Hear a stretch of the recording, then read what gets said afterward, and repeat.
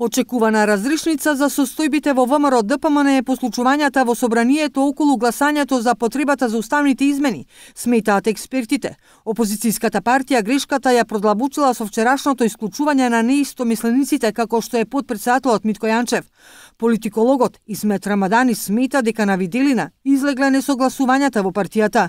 Сега сите тие и пратениците и потпредседателот Јанчев кои се со евроатлантска опција очекувано е да ја добијат поддршката не само од дома, туку и од меѓународната заедница, но и од сестринските партии. За разлика од нив, смета Рамадани, тие кои се со и околу Мицкоски ќе бидат изолирани и постепено полека нивната изолација ќе влијае членството да ја свати реалноста и да се сврти против нив.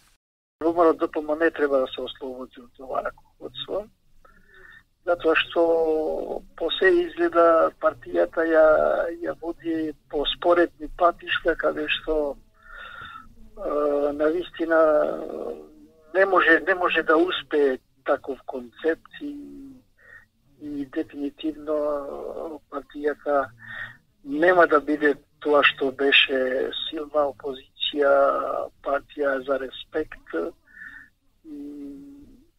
Што е најлошо, не се ослободува ова раководство од така наречениот груевизам, значи.